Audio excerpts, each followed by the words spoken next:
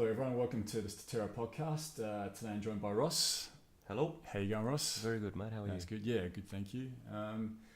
It's the first podcast that we've done in a little while, I guess. There's been a bit going on over the last 2 or 3 months, so yeah, it really feels like it's a bit of a do-over as far as these Statera podcasts go, and what better way to do it than with the guy that's, been helping me a lot with it, and Ross, so thanks very much for being Pleasure, here, mate. Ross. The least I could do, my friend. Thank you. We thought we'd, I guess, sort of start by looking over what's been going on since we did our first podcast, and the way our worlds have changed, but also the world around us as well, and the people that have influenced and helped us along, and there's many out there that have. So yeah, we'll do that, Ross. I think. Yeah. Kick it off with that. Sure. I think just the for me personally, the phenomenon of podcasts and different people that have started doing them over the last 2 or 3 years especially, but more and more over the last 12 months. Our friend Tim, if he's watching out there, he started doing his as well, and which is fantastic. And do we know the name of his podcast? LMNO podcast. Podcast. Check out the LMNO podcast. It's he does a great job with it. That more and more people are responding to it, understanding what these are, and appreciating the discussion points that people are putting across. And not everything that gets discussed, not just only in this podcast, but other podcasts as well, is relevant to everyone, and they might not find it of interest, but they might find there's one podcast or one podcast episode where something really resonates with them, and then helps them, motivate them, or see things in a different light, in a different manner that really helps them. So it's a sharing thing, isn't it? Yeah. So we've certainly spoken about it before with sharing of knowledge. Yeah, through technology. Yeah. And it really is spreading, like you said, over the last year or so. Yeah. I mean, you're more in touch. Adrian's more in touch with the technology than I am, but the podcasts certainly are on the rise. And we're talking again international stuff. There are no boundaries. Yeah. Whether it's the UK, England, Australia, we're all very much sharing knowledge, and it's just so tight. Yeah. And it's been made evident in the last week or so with physically catching up with these wonderful people. Yep. And again, like you said, with Tim doing it, it's great. Yeah. Really positive, nothing but positive. And it really makes you see that, it doesn't matter where you live in the world, that everyone really has the same sort of needs and wants from life. And a lot of people are fed up with certain things that is going on around the world. And we're not different at all. Human being is a human being, and there's this sort of differentiation that's put in place through maybe nation states or different cultures or what have you. But at the crux of it, at the core of it, we're all the same. We're all looking for the same thing. And the benefit of these podcasts is it's gone from getting our knowledge, our understanding of the world from where we live through news or whatever it might be, politics, etc., to technology in the form of the internet and podcasting has brought that to a global level, so that you can really understand someone else's take on things from a different culture or a different aspect. Yep. But then it becomes, like I said again, it becomes evident that we all look at it the same way. Yeah. Like you said, as we're human beings, and as human beings, we're all absolutely amazing. We do, as human beings from different nations, struggle.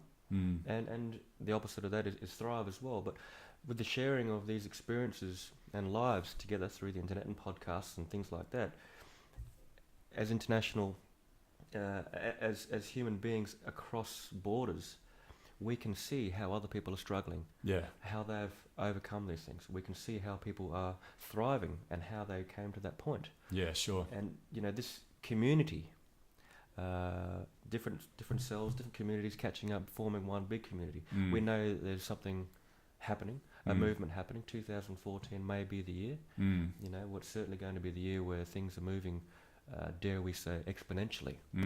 And we feel it and we see it now. And it, again, has been made evident in the last, since the first podcast we did. When was that, sorry? A year ago? Was it May or June last year, I think, somewhere around there. But 6 months, but and that's exactly right. The communities that have developed and that you and I have been a part of, and developing here in Perth, you know, and we're all starting to link up. Fortunately for my experiences in Peru with the people that I was with as well, we've got, you know, a family over there in London as well who, you know, Ross was fortunate enough to meet one of those, Sarah, which was a gorgeous person. Hello, Sarah. Oh, she's an amazing human being, and she was in Perth recently, so we had a ceremony with her last Thursday night, which was fantastic. But that's just another element. So that was all meant to be as well. Anyone who watched my last podcast, and I want to thank actually anyone out there who's watching this now who watched that for the support that I was given, and the feedback was very much appreciated. So thank you. But yeah, to have her be a part of our community for it was only a couple of days, but that was great. It was meant to be. That was a fate thing that occurred. It wasn't just chance. So that's what we're seeing is this this sharing. Yeah, this sharing that really is growing at a rate of knots. Yeah. Well, I mean, personally speaking, only having heard of Sarah before through Adrian's experiences in Peru, to meet her was wonderful, and she's, dare I say, just one of these people, and there's millions of people, all of you guys out there, but she's obviously certainly special. We're all special as individuals, of course, but for me personally, to meet her in ceremony, just before and just after as well, absolutely gorgeous experience, wonderful experience. Yes, the ceremony itself was as well, but to have that distinct, so it was a non-tangible thing, the Sarah person, and to have it become tangible. So it started off with the internet and technology. You go into Peru, and all of a sudden, bang! Months later, or a moment in time later, she's in Perth, sharing, like you said, with us. And the community becomes stronger. So it's like these threads of consciousness and connection, whether it's through the ether or whether it's through the internet, the technology. They're non-physical, but they're becoming stronger and stronger and stronger. These non-tangible, non-physical connections are becoming more physical, to the point where people are coming to Perth, people are going to the United Kingdom, people are going to the Amazon, things like this. And maybe it's, what part does ceremony play in all this? You know, I mean, this recent occurrence, ceremony was at the crux of it. Yeah, definitely. Intentions. I think it's that is a part of it. It's not the only part of it, but that community, I think a community is just a perfect way to describe it. It is becoming more and more prevalent with, again, we just spoke about this, but with more and more people around the world. But what an amazing thing it is to be a part of, Ross, isn't it? And beautiful. And you know, if there's anyone out there that's thinking to themselves, you know, that they might feel isolated in their views, or they might feel isolated in the world, and that they don't have anything or anyone to share anything they're thinking about or their experiences. There are definitely people out there, and Ross and I, we're very fortunate that we've been able to develop a community like that, which keeps ever evolving. But it's just being open to it and being accepting of other people, and to allow the possibility.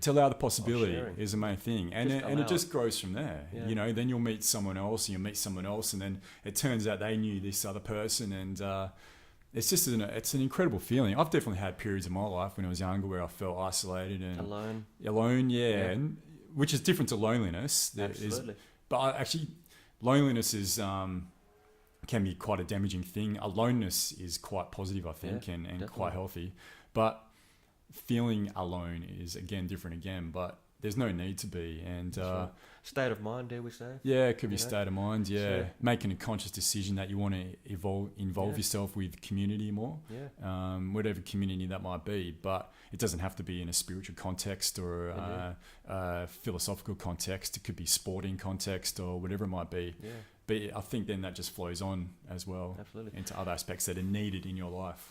And if you are the type of person who is shy or a hermit or an introvert or whatever, even if you want to peg that back a bit, you don't want to be so proactive, it's never going to happen, I haven't got enough energy, I'm not the type of person to try to connect with other people.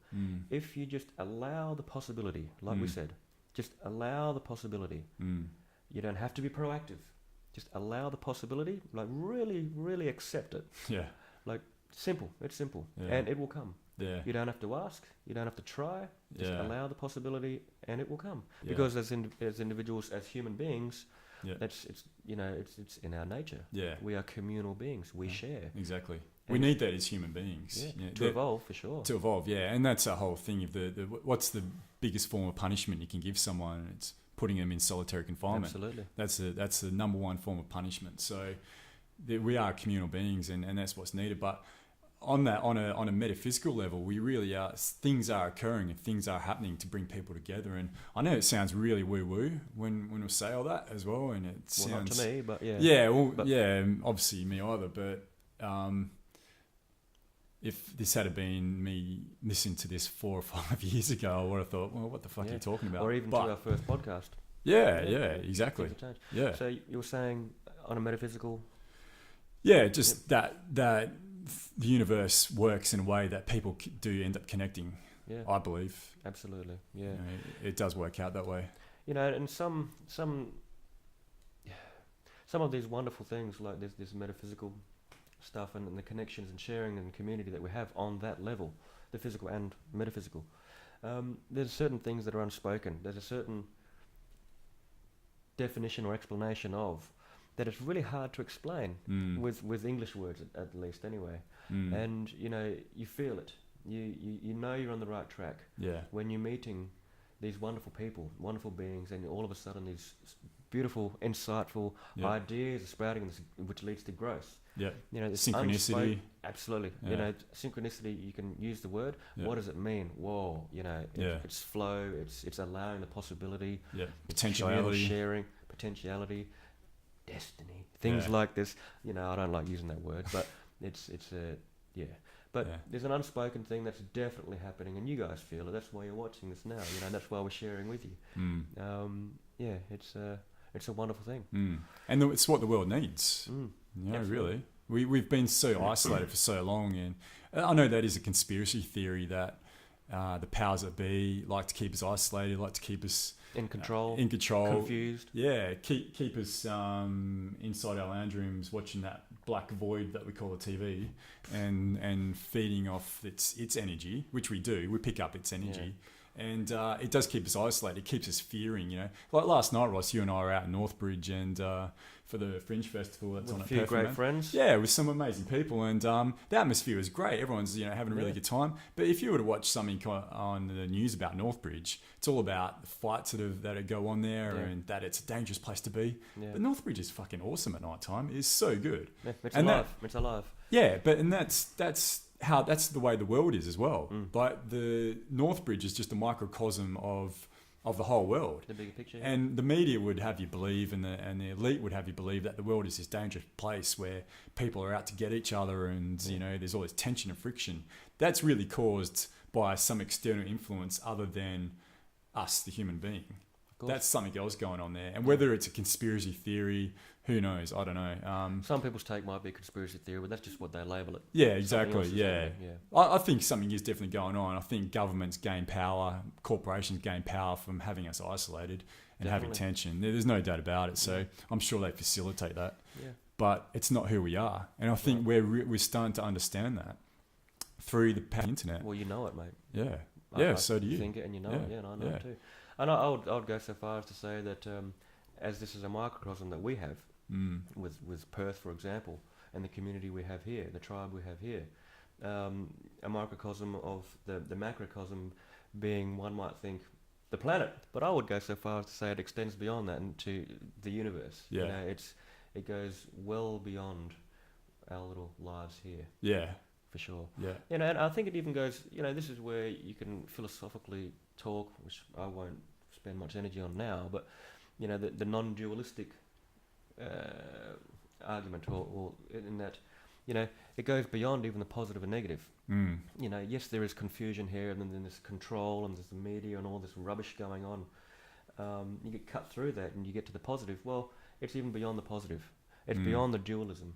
It's something that is so light. Well, it's light. And when you touch on that through community and technology and sharing and intentions and ceremonies are part of that, you feel within yourself physically, I feel physically lighter. I mean, I've received a couple of comments in the last couple of days since our ceremony we did 2 or 3 days ago, that I feel that, Ross, you look light, you look more healthy, something like this, blah blah blah. My eyes are a bit more wider, a bit more clearer, and stuff like this.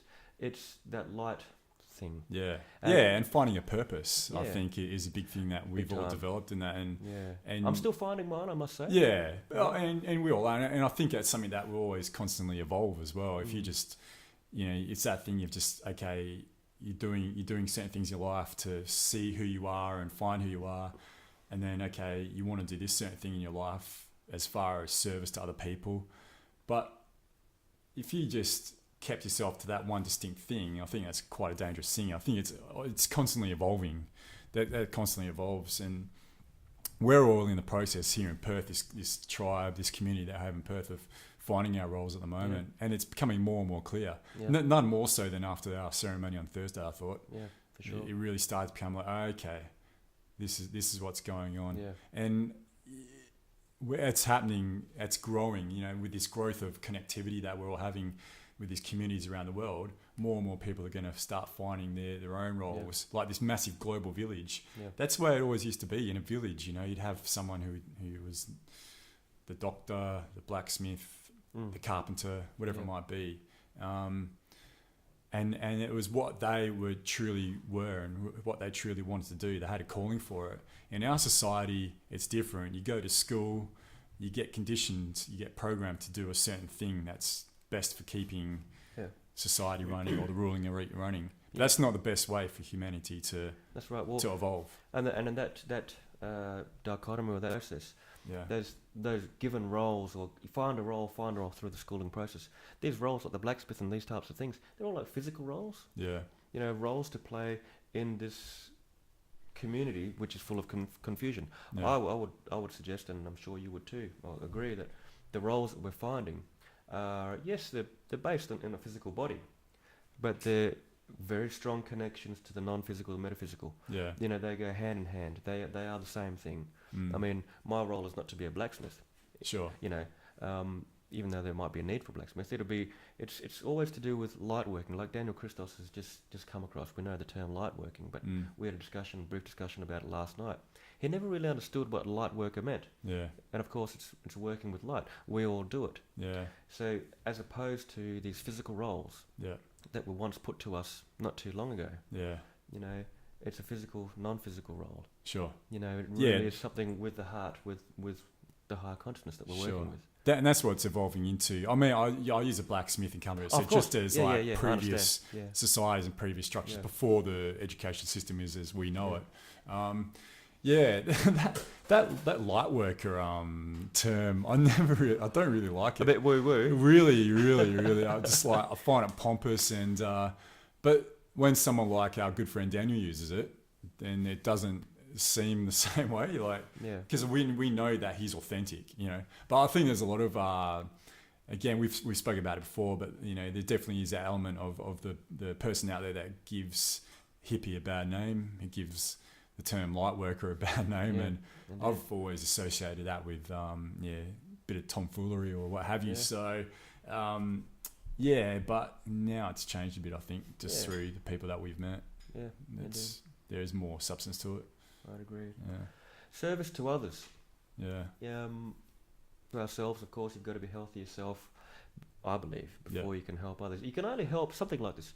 You can only help others as much as you are able to. Able being, you can't punch above your weight. You can't help above your weight. That whole oxygen mask on yourself before you help others. That one goes out to you, Kelly. How you going, Kelly? Private joke. But service to others is also a big part of it too, isn't it? I mean, I think it's the biggest. It might just be. Or is it 50-50, yourself and then others? Well, let's just say that at this point in time, for us, for myself as an individual, helping others is, the joy that I get, and I don't see it enough, and I wish to see it more.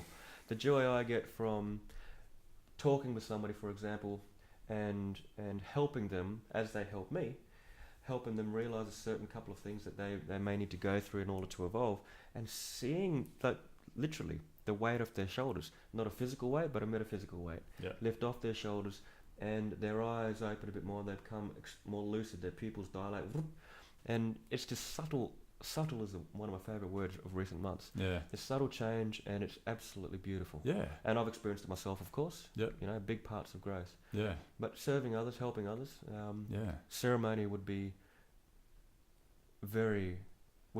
one of the ultimates for me at this stage, in this moment in my life right now. Yeah. Helping others, introducing others to ceremony, serving, and holding space, providing a space, allowing that possibility. Yeah. By providing a space so that people can be vulnerable, Yeah. and therefore purge if they have intentions to release. Yep. You know, Yeah. magic is abound. I think Thursday was a really defining ceremony for the five of us. Yep, I'd agree. Mate, I think our lovely friend Sarah she's well above us as far as that goes. But for the four of us that were there, and we had the three girls holding space, which they're obviously well above us as well. But I think for the four of us, it was a real defining night for us. We really took it to the next level, I think, of what our capabilities are in doing that. And connecting with each other as well. Connecting with each as other, always. yeah. I want to come back to the subject. I just briefly want to go back to what you were just previously talking about, happiness and helping others.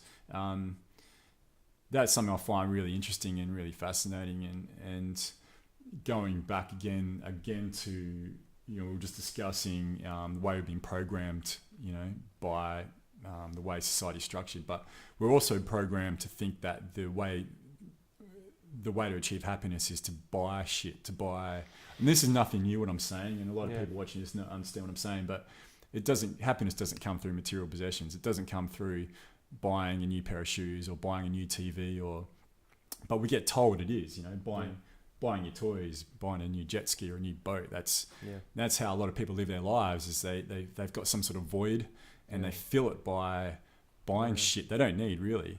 But and it's so cliche, but it is so true. Happiness really comes through helping other people. Absolutely.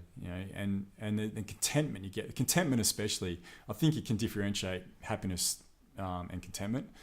But I think contentment especially is really derived from, which they're both linked though, happiness and contentment, but contentment's really derived from helping others, and helping others grow and see past the bullshit, to awaken, to evolve. And that brings about happiness, and that's the way to do it. And it's so simple, really, when you think about it. And when you start actually living it and doing it, this all becomes so clear. And then all the other shit falls away, all the other material shit, quite quickly, very quickly. You understand the superfluousness of it all. Yeah, it doesn't mean anything. Normally, this process as well is identified, I guess, by, I'm going to say, most times by certain events. For example, for you, going to Peru helped. Yeah, sure. Maybe it's a near-death experience, something like this. Yeah. I mean, I'm not saying go out there and try and kill yourself, but and take yourself to the brink. But certain events will bring these things about. And I'm going to guess that these events are happening more for people nowadays. More frequently, yeah. Yeah, especially with the sharing and stuff like that. Yeah. Ceremonies certainly help. Yeah. That's it. That's it. If through synchronicity, a certain life-changing event doesn't happen, well then through synchronicity, if you're in touch with people who are doing ceremonies, that's a way of bringing life-changing, non-materialistic themes about. Yeah, big time. Sure. Ceremonies. Which is the true essence of life. Yeah. Not all this other bullshit. Yeah. So I love it. The service to others, helping others, contentment. Christos has brought it up. Daniel has brought it up in recent months. I'm sure he's brought it up with you and myself and others.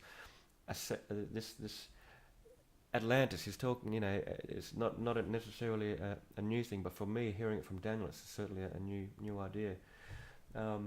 This level or state of consciousness that we're tapping into, that's tapping into us and that we're a part of, this sharing, this earth-wide, worldwide sharing. And it's creating something that's non-physical. Yes, it's on this plane physically as well. And the non-conscious, the physical is around us as well here, like in between you and I right now. We're creating something through the ether, through the internet as well. Yeah. But there's also something on a higher level. Yeah. That's beyond our deep comprehension just now, because we're in this physical state. But he was saying something like, and he'll talk about it in depth more, but for every good thing that we do, every service to others, every bit of contentment that we get by helping others and sharing, it aligns our bodies with a higher level of consciousness, and also creates this level of consciousness. And that's not a new thing either. But what I liked about what Christos' point of view, and again he will talk about it in more depth, is this thing like Atlantis. We're actually creating a world for us to ascend to. Yeah. And something... Yep. Oh, sorry, go. You finish. And something that we spoke about last night, myself, another brother of ours, Kelvin, who I'm sure you're all going to meet soon. Hopefully have him on the next podcast, Kelvin. Good to see you, Kelvin. In a few days' time. Yep. Kelvin, Dan, and myself last night were with Battlecat. We're talking about ascension with others. We realise that we're talking about past lives, and we've shared this before, and we've come together again, and there's this cycle of past lives where we're all meeting up, and we've all got this drive, this common goal to help. But then I thought, well, hang on, if we're going through the same thing again and again, what are we not doing as good as we could be doing? Yeah. And it occurred to me, as it occurs to us now, that it's the sharing, ascending together. Yeah. Everyone. Yeah. The whole race, the whole human... Rather than just small pockets. Rather than yourself. Yeah. Of course, do it yourself. You've got to look after yourself and be healthy, feed your body well, exercise, and all those wonderful things that we've spoken about before.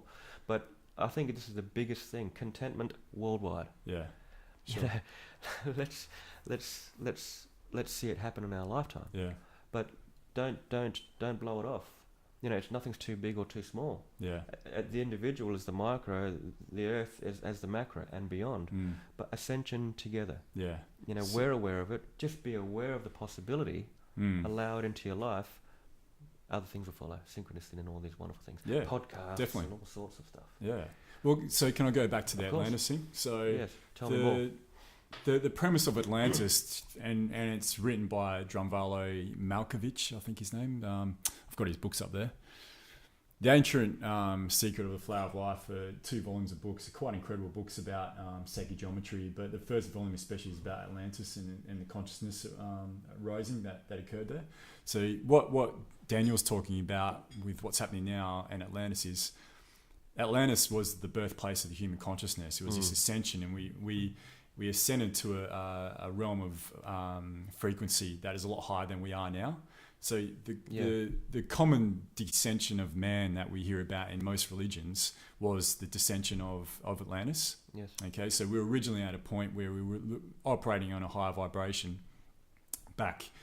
They look at it about 14,000 years ago, somewhere around there, and there was a catastrophic incident. Something happened, and we de-evolved. Yep. And but before that, there was a period of time where it was about education. It was about raising of awareness. And for the last 12 to 14,000 years, we've had this de-evolution. We've slowly been building back up. Yeah. Again, you could pinpoint it to maybe the beginning may have been the Renaissance period, and then it's, the advent of printing allowed for greater knowledge. Yeah. Sharing. The sharing, exactly. Yeah.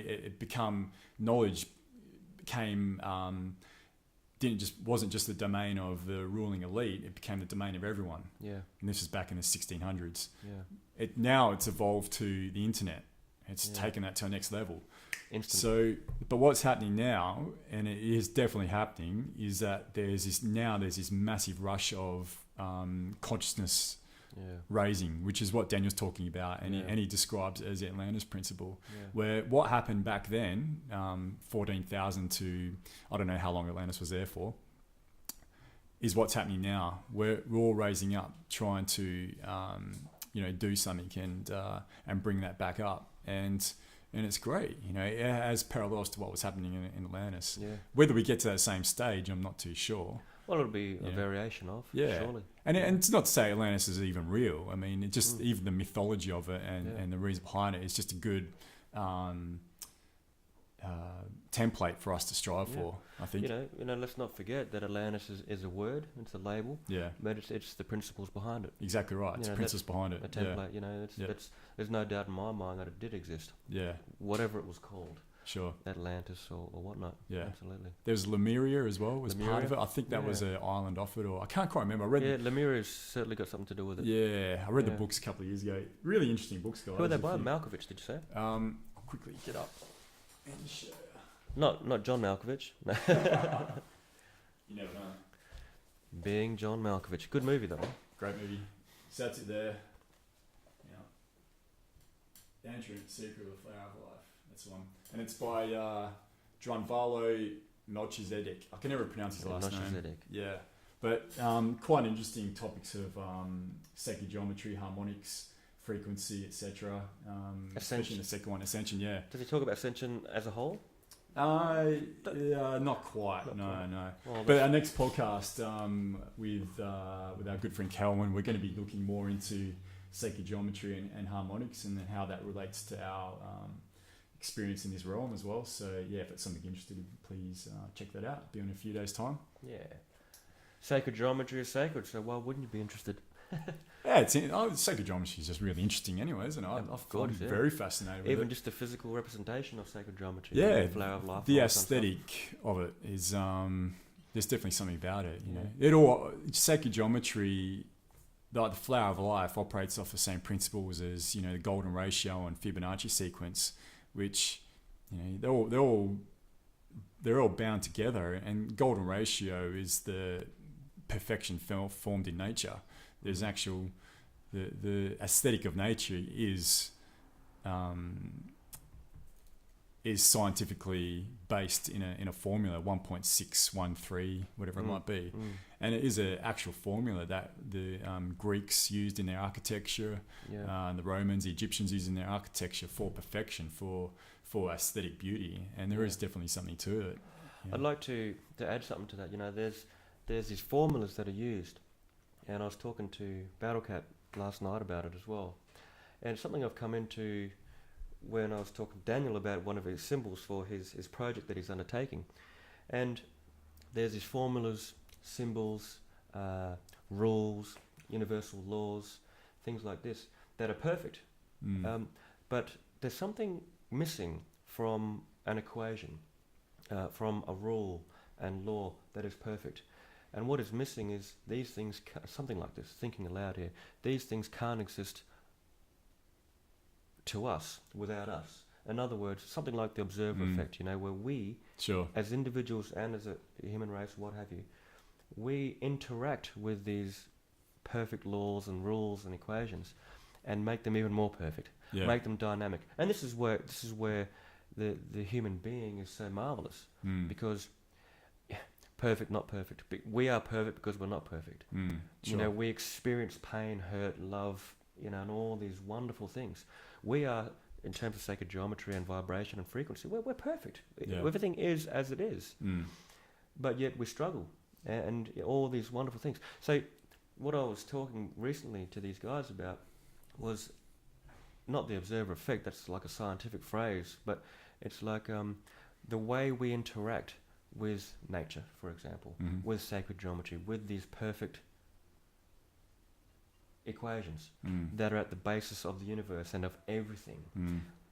The part that we play as individuals and a whole with this is beyond. This is what life is all about. Something like this. So you're saying we're a crucial part of that. We're a crucial part of that. Yeah. The nature, the scientific rule. Absolutely. Our actions and our thoughts. Yeah.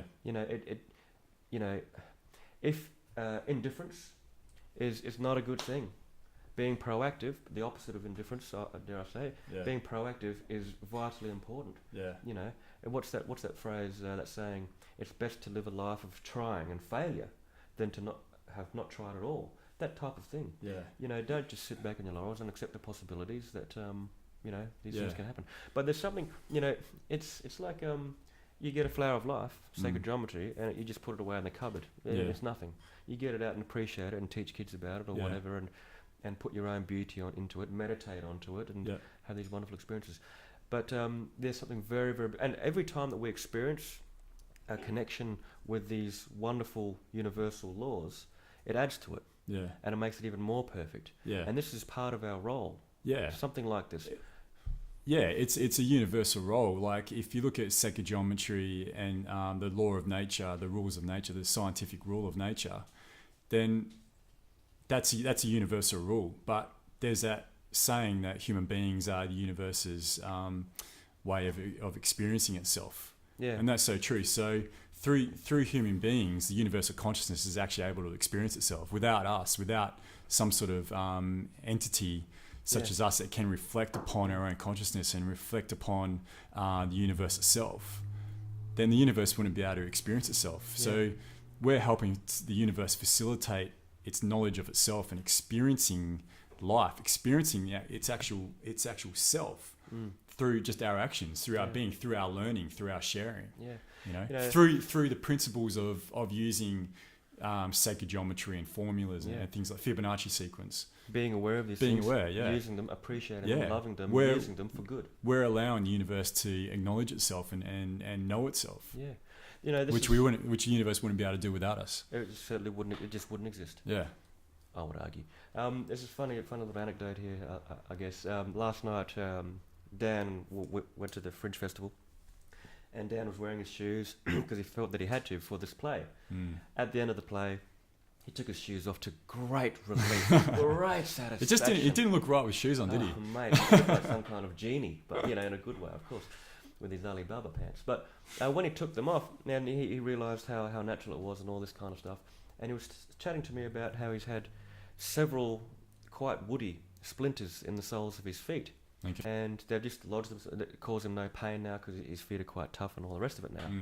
And he was saying, I've got these several splinters in my feet and they don't bother me at all. And I said to him, you know what it is? It's like these splinters are a part of him. They want to join him. They're not just splinters laying around willy-nilly with the rest of them.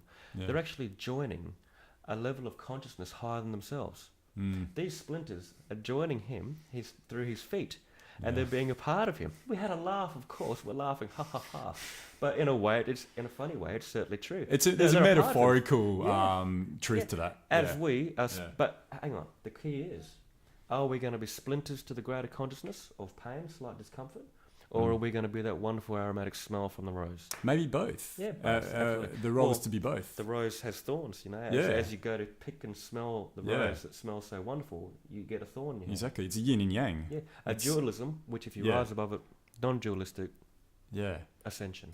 Yeah, but that's the thing though, is it our purpose to rise above duality? I don't know if it is or not. Yeah, let's just maybe say like in this it is and it isn't, maybe the way the forces of this universe are governed, that we've got no choice but to live in duality and use that to our advantage and use that the best as we can. But maybe it's if you look at like on a quantum physics level, maybe it's impossible to rise above duality. Well, and maybe, good point, and maybe as a whole, as a human race, some of us are to experience the dualisms and be grounded, something like this, and some of us are to be slightly above it. Yeah, possibly. But as a whole, we ascend together.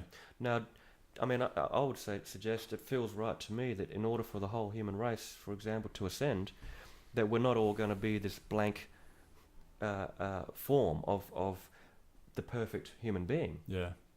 It's going to be something like a critical mass. Sure. Where when a certain level of self-awareness is reached, sharing and all these wonderful things, when a certain level, critical level of self-awareness is met, something happens. Well, that's what a lot of people prescribe to that transition into the fifth dimension. Yeah. Then that's what maybe transition to the fifth dimension leaves aside duality. It goes beyond duality and into the fifth dimension. Yeah. We're currently we're living in the fourth dimension now. Some people will say third as well, but the fourth dimension is 3 dimensions plus light. It gives it the fourth dimension. That's what really light is same as time as well. But that's really what we live in, is the fourth dimension. But there's a lot of people that prescribe to, and I met a couple of people when I was in Peru who look at that we live in the fourth, but we're going to look at ascension into the fifth. Yep. And maybe that will be our point where we can go past duality and into something for me, beyond without a shadow of a doubt. Yeah, it's not just good and evil. You know, it's Yeah. there's something more. I mean, there's many levels above it. Yeah. I know there's infinite. Oh yeah, Yeah, there's infinite. yeah. So let's not. Yes, of course, the fifth dimension is what's next. I don't know if it's infinite. I don't think it is. I can only comment and say that I don't know. Yeah, sure. But your feeling is that it's infinite. I've got no reason to believe that it's not. Okay. I believe that the universe is infinite, and then there's other universes. Infinite universe theory. There's things bigger than universe. Yeah. As we're discovering Fractal. smaller things. Yeah. The Higgs boson and stuff like this, and then beyond. Yeah. It's the same the other way, in my opinion. Like just as light is infinite and time is infinite, they almost don't exist because they just are. There's a divine pattern going on. Well, that's the golden ratio. Yeah, it's the same thing. It's infinite in and it's infinite out as well. And even to the point where it even if it reaches some kind of end, it just inverts and goes into something else. Yeah, sure.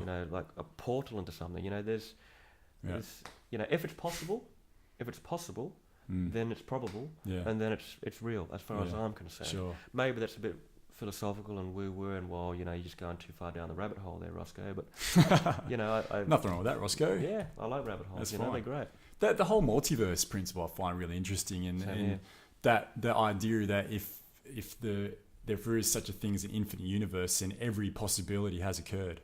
Yeah. So, well, I believe that. Yeah, but just trying to wrap your head around it. So you say like there's an infinite amount of universes with you in them. And with you not in them as well, but in those infinite amount of universes, every infinite occurrence has occurred to you. Yeah, like that can really do your head in. Absolutely. But then there's also, with that, based on that, there's that idea that goal setting, and you look at like the multiverse phenomenon as like different nodes. So like you've got a sphere, right? And so the sphere might have different points on them. There are thousands of points on them, and you can call them nodes. Where the multi-universe is similar is that when you make a goal to do something, even if it's to, okay, I'm going to get up off the couch and go to the shops or go to the park, that goal and that action is taking yourself into a new universe. Yeah.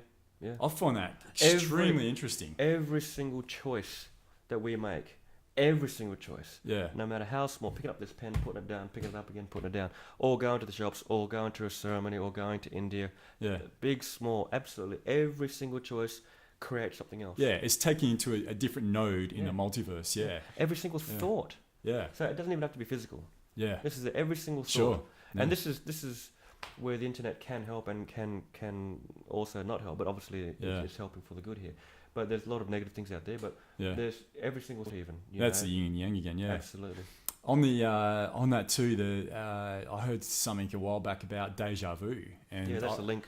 Yeah, definitely, for me, that's a link. And the direct link. Yeah, the premise of it was that I don't know if it's necessarily when you die, but this guy I was listening to said, when you die, the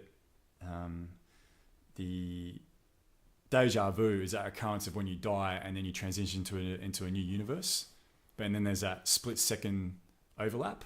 Yep.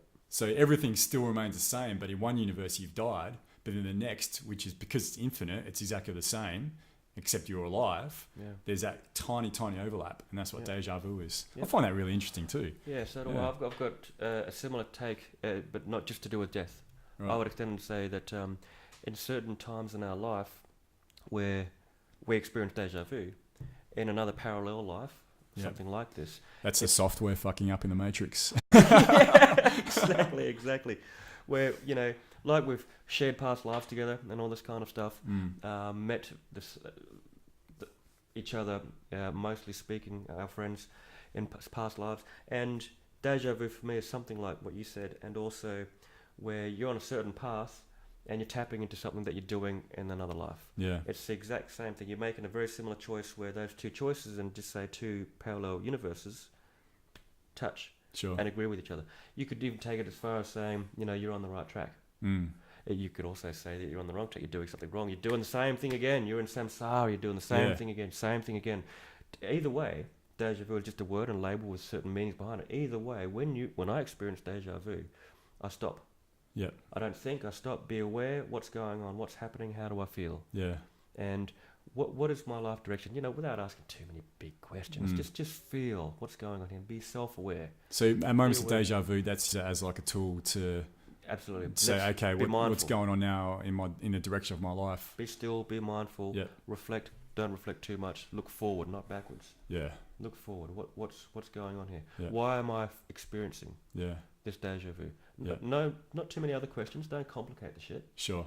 You know, why am I experiencing this now? Yeah. You know, a bit of synchronicity. It's something like synchronicity, man. Yeah, I think there's a correlation. Very close. Yeah, definitely a correlation. Yeah. Synchronicity, again, that could be brought into that multiverse where for sure. The universe is actually coming to you. This node in the multiverse is actually coming to you for whatever reason. Yeah. Something you've done unintentionally, or there's a greater consciousness, a greater intelligence that's applying it to you. Yeah.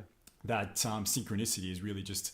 and fate is just a manifestation of a universe coming to you into your space and time, and then taking you off in another direction. I like that. Yeah, I really do like the idea of putting certain energies out there, actions, energies out there, and the universe, synchronicity coming to you. Yeah, letting things come to you. That's when I know I'm on the right track. It's an example of knowing that I'm on the right track, so to speak. Yeah. Things are coming to you. And it's also another example is meeting people who seem familiar. You've never met them physically before that you can remember. Yeah. And it's happening more and more. Yeah. You know, have I met you before? Yeah. You look familiar.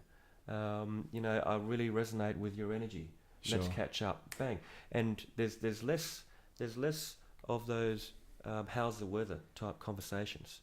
It's becoming, have you sat in ceremony before? Yeah, yeah. Have you been to Peru? Yeah. You know, have you been to India? Do you meditate? Yeah. You know, stuff like this, and you know, it's just all the rubbish is cut through. Yeah, that's definitely happened to me. You know, the massive occurrence I had with that was last year when it was after my first ceremony, and I was going to a quiz night every week at the Rosemount Hotel, and the guy who was running it, I don't know why, because, you know, you don't mention the medicine really. Most people you don't know.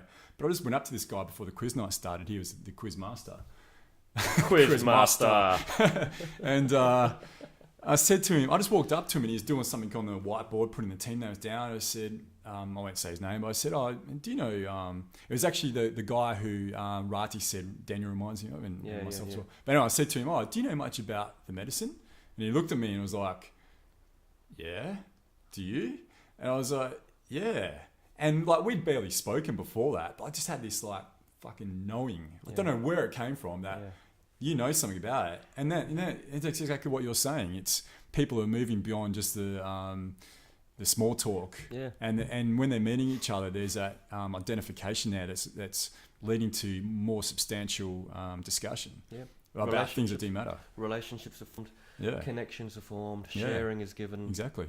Boom. And as it worked out, the next ceremony I had was with him as well. Yeah. He was in it. It was fantastic. So brilliant. I don't know if that would have occurred if... no, it probably would have actually. Sooner or later. Yeah, no, it would have occurred because I still arranged it around him. I didn't arrange it with him, but it would have been a spin out to see him there. Yeah. But it's just so happened we'd already talked about it. So, yeah, it was quite an interesting phenomenon. Yeah. That's happening more and more. You talk to more people that are experiencing that. Yeah.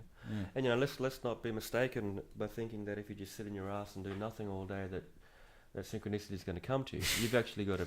You got to work for it. You got to be healthy to start with. You know, mind, body, soul connection, and all this kind of stuff.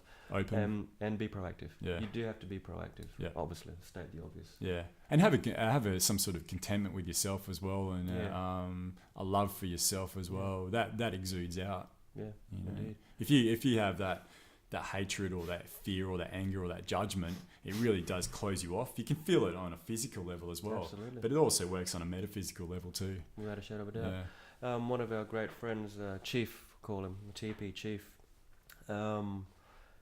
he said to me a few months ago, just on a micro scale, with the words we use, it could even go more micro, dare I say, with the thoughts that we use, think. But instead of saying things like, if he was to ask me, can you do some brush cutting over there? I'd once upon a time say, no worries. When I caught up with him, I said, yeah, no worries. And he goes, Ross, take this or leave it. But instead of saying no worries, first of all, you're saying no. Second of all, you're saying worries. Double negative doesn't necessarily mean a positive. You're saying two negatives. Why don't say... I've never thought about that before. That's great. I say no worries all the time. Yeah, stop saying it. Yeah. Just try it out. Yeah. And, and say things... That sounds What great. about no worries, mate? How about, that sounds great, mate. Sounds great, mate. Yeah, Or sure. or not, no, I don't think so. So, Well, I mean, if you can't do it, you can't do it. but I'd no love worries to. is like, no worries I mean, is... that's... But a double negative does equal a positive Yeah, it certainly does. in mathematic terms. In mathematic terms. Yeah. Yeah. And of course, in Australia, we know that no worries is, sure, that sounds great. Yeah. But, I mean, you could turn it... I mean, like I say, this is on a small scale. Yeah. There's bigger examples of that. Sure. Use positive words. How are you feeling right now, Roscoe? Well, I'm actually feeling fucking shit. But instead of saying it like that, well, I'm feeling pretty good, but I could feel better.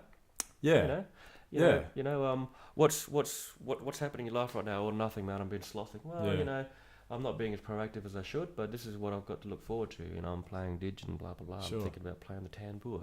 Let's just see how things turn out. That's something I've really... Positive. Yeah, that's something I've really come to understand over the last couple of years, is that when you ask someone how they are, or if they ask me, their response, and I can now straight away understand exactly where they're at. If they say, I'm really well, thanks, Adrian, then I know they're really well. If they say, the big one is, I'm not too bad, or I'm not bad, then I know something's not right. Yeah. Especially if they use... My response to that is say, you're bad, but not too bad. Yeah. But especially if they put two in there. Like, if, I'm not bad, that means there's a little bit going on, Yeah. But if they use the term, I'm not too bad, then I know, and they can say it in a happy manner, that, I'm not too... Thanks, Adrian. Yeah, no, I'm good. I know something's not right. Yeah, something's going on. I mean, they're still in the realm and the sphere of bad. Yeah. Not too bad. Not bad, but you're still bad. Yeah. Oh, not bad. Carl Barron's got a great joke. Have you ever seen that joke about Australians will always say not in something's not in front of it? Yeah, not. It's not bad. Oh yeah. Oh, I can't think of any What are the others other now. ones? I don't know. Something about the weather maybe, or I can't remember. Not too good, eh? Yeah, it's not too good. Yeah. I know this. You know what I mean. I know this. Anyway, There's been other comedians too that have done it. Yeah. Other international comedians that hang a bit of shit on the Aussies, and we're always saying It's the Australian not. way. Yeah, it's not in front of the sentence when describing. No worries, mate. No worries. Good on you. Yeah. Yeah, it's true, isn't it? Yeah, so, but you using those words, does that also manifest your feeling as well? But then, what do you if you're feeling a bit down, do you say, "Oh no, I'm really well, thanks"? You're really sort of lying then as well, aren't you? Well, let's just think about that. I mean, I don't believe so. I mean, if you are feeling really bad, I mean, it's like, well, you don't have to dwell on those words, those negative words. You can say, well, actually, this is what's happened to me. Yeah. How you going? Well, I'm going good, but I'm actually quite ill at the moment. My father's quite ill, and I really have an emotional attachment to my father. Hey, quiet out there. Life in suburbia. These things are going on in my life. You don't have to lie. Yeah. I'm going really well because, I mean, if you're truly aware, self-aware and mindful, if something bad was happening in your life, and say, I'm feeling really good because, I really, really love, this is happening for me at the moment actually. This is a true story. Tell us, Ross. My dad is a bit ill. He's getting old and all the rest of it. COPD, I forgot what the acronym stands for, but it's a level below emphysema, a level above bad asthma. 30 years of smoking cigarettes. He's now That'll quit. do it. That'll do it. Ross. And That'll do it, Ross. I respect him very much, and this is why I'll be quitting this year sometime. No rush, but actually there is a bit of rush. But anyway, how am I going, Ross? Well, I'm going really well. But I've got this attachment to my father because he's my father. And when I think of him, I feel this deep respect and love for him. And this came through in the ceremony we just had a couple of days ago. And I need to tell him how much I love and respect him because he hasn't heard it yet. He's going to be around for a bit longer. There's no doubt about that. So, somebody asked me how I'm going. Look, generally speaking, I'm fucking fantastic. Not too bad. Not too bad at all. Really, really well. So then maybe it's the intention that you use when you say it. Like any if you're word. mindful, if you're mindful, this intention can't be just thrown around willy-nilly, right? Yeah. If you're mindful and self-aware, I can quite happily say, Well, one could be mistaken for thinking that I'm feeling shit house because my dad's quite ill. Sure. But I feel absolutely wonderful because I feel that much love and empathy and pain for what he is going through. I don't feel bad about that. I feel extremely touched. Yeah. And so much so that, you know, part of my purging the ceremony was to shed quite a few tears. Right. You know, part of my intention in the ceremony was to disconnect, release certain unnecessary attachments to my personal life. That Mother Aya very quickly, within about 2 seconds, threw that out the window. Yeah. And then it took That's the power that it has. Absolutely, and she has. And then, you know, 3/4 of the way through, my father popped into my head, and that's when I started crying. Yeah. You know, just constant tears. Constant tears. That went with the music as well, which is absolutely beautiful. Yeah. And it was, you know, I've got to tell my dad that I love him very much. Yeah. And that I feel his pain. Sure. It worries me a bit because I'm quite sensitive. I'm coming into intuition in a very big way, and empathic and all the rest of it. And I'm not sure how I'm going to go with sharing that pain. You know? Just see how you go. I mean, that's something. It's like anything. It's going to take practice and training, and you know, whatever is like running or whatever it might be. You have to start somewhere, and you build up. You can't and of course, I'm an individual straight away. I'm an individual. And it's right. Everyone handles it differently. Yeah. As the son of my father, I will feel his pain and love him very, very much, and tell him, and I can't wait to hold him and see and feel the shock that is going to go through his body and his spirit as I hold him and say that I love him very much. And then I'm looking forward to that release that he has. Yep. That eternal sigh that we are familiar with. Sure. I think especially men of that generation though as well. Oh yeah. Big time. It's definitely changed with our generation, but men of that generation, old school. It's not their fault. It's why they've been conditioned. That's the way it is. Yeah. It's meant to be that way kind of thing. They haven't been given the same opportunities to grow and develop as we have. We learn from them. Yeah. As examples. Yeah. And it's not a not too bad example. Yeah. It's a great example. Yeah. You know, how do we look at our forefathers? Yeah. Well, they were old school and it wasn't too bad. Yeah, love, you know. Yeah. You know, it's all good. It's the way it meant to be. Yeah. It's meant to be. Well, you can look at it, that whole negative role model thing as well. You can look at negative aspects of what anyone's done in their life, but our father's generation, the whole generation really, and look at the negative impact that they've had, and then use that to ensure you don't then to the same cycle. Yeah. Into the same samsaric cycle. Break it. Habits, Instead of going around in circles, spiral upwards. Yep. Exactly. Yeah. That's what we need on an individual level, but as a whole as well. Absolutely. As a world society. Hey, how are you going with intuition? As a part of synchronicity and all this wonderful stuff. Like, are you pretty broad? Yeah, what do you mean? Are you finding yourself, like, you know, for example, you said you catch up with, you meet somebody for the first time and basically you intuitively really, hey, yeah. Do you know anything about the medicine or you know, these kind of things? This certain connection. Yeah, sure. That connection is somehow related to intuition. Yeah. You just more and more. Would you? I get. What do you think of intuition? Do you not like using that word, or is it something that resonates with you or not? Yeah, gut feeling. Personally, it doesn't really. Yeah, more gut feeling, I guess. Intuition. Oh, that's funny. I find it is pretty broad. I understand what you're saying. I understand what you're asking. I think. Maybe I just haven't given it much thought. And don't need to. Yeah. Thinking. Well, that's it. Thinking takes away from intuition. Yeah. Well, it definitely has occurred. I mean, maybe that whole story of when I was in New York and, you know, I went to stumbled into Alex Gray Gallery. Maybe that wasn't fate. Maybe that wasn't like a hand, some divine hand or my divine self coming down and guiding me there. Maybe that was my own intuition. Yeah.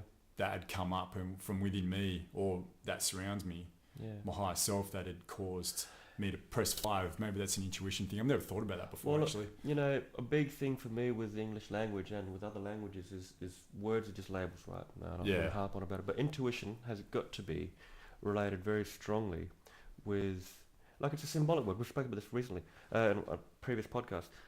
Certain words are just rubbish, filler words. Yeah. And then there's words that are that powerful, I don't like that word, but that powerful where they become symbolic and symbols. Love, so on and so forth. Intuition, flow, intentions, love, light in terms of, you know, the great light. Energy. Yeah, energy. These types of Light words energy. are all related. Like deja vu, Yeah. Synchronicity. synchronicity, absolutely big words. In fact, I just got a little vision. My house is full of blank walls. I mean, I've got pictures and stuff like that up. Yeah. But it's time for me to put a bit more of a personal touch on. Definitely. Yeah. It's so important. Artwork, creativity, and just those home. words as well. Those symbolic words. Yeah. Love, intuition, synchronicity, flow. Yeah. Not so much deja vu, because there's another word for deja vu that I haven't quite come across yet. But Yeah. put these words about. Yeah, definitely. Yeah. I once saw in somebody's house. This is really simple, but drink more water. A little sign. Drink more water. So bloody true. Every time I saw it, Yeah. Water's integral. Water is so important. Water is a big word. Yeah. 50 sit-ups a day. Something Why like that. not? Eat healthy. Yeah. Cow Yeah. I think we do as human beings need little reminders though. It's very hard to stay focused. Yeah. Unless you're an obsessive person who can do that. Not many of us are obsessive to a point where they really do day by day do exactly the thing they want to do or feel like they need to do.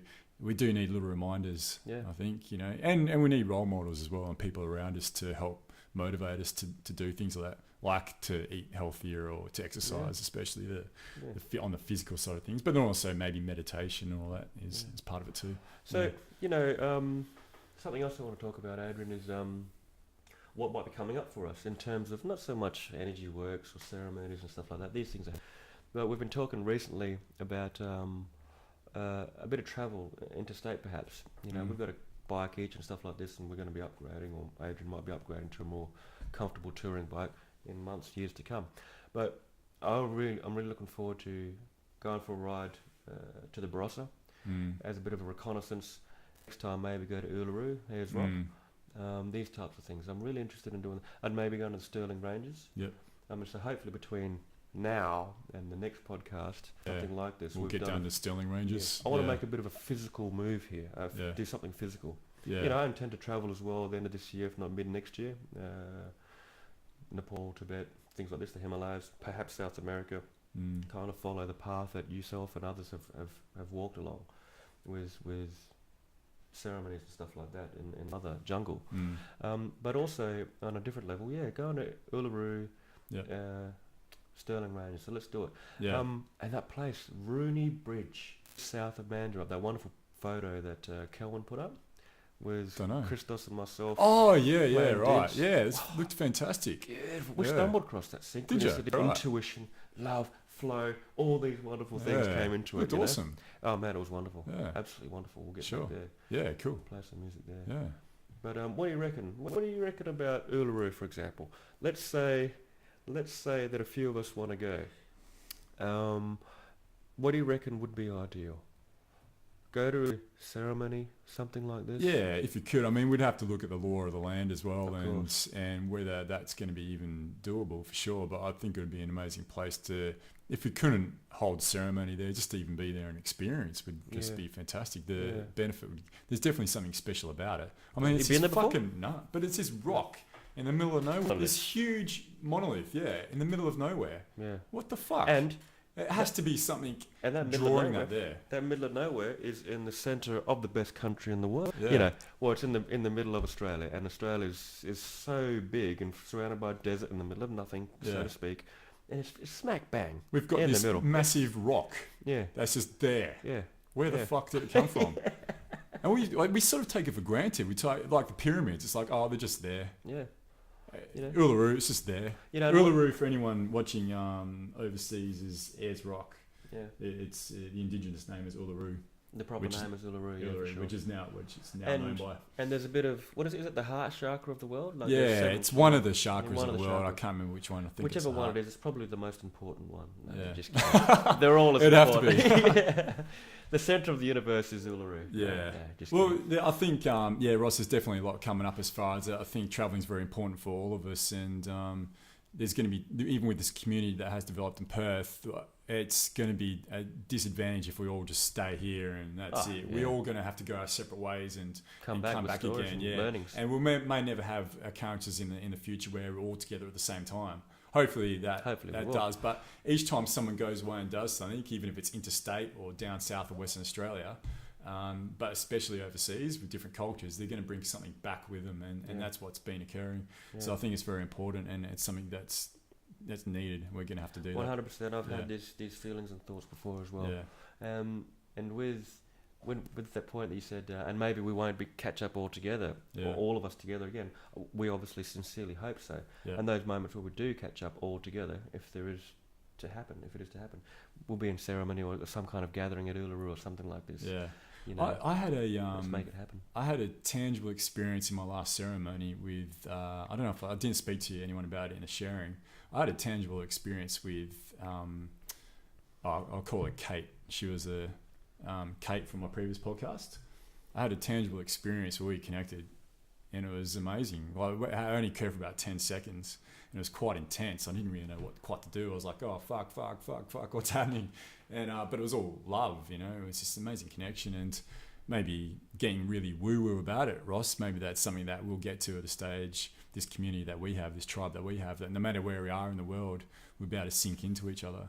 Absolutely. Yeah, synchronize into each other. Yeah. Kate does that quite easily. She's been doing it for a Yeah. long time. That's an ability I'd love to be able to develop if it's possible. Well, it's obviously possible because it happened to me on Thursday night. Yeah. Yep. But she's just so powerful. I don't know if I'd ever get to that stage, but Sitting we'll see. across from you. No, she was she. I was immersed in her. Yeah. Yep. Not in this realm. We were somewhere else. Oh, but, okay. Yep. You know. Oh, that's right. Yeah, I think you mentioned it actually. Yeah. Mentioned it, but not to this extent. Yeah. But she Wonderful. she said she could feel the 3 girls as well.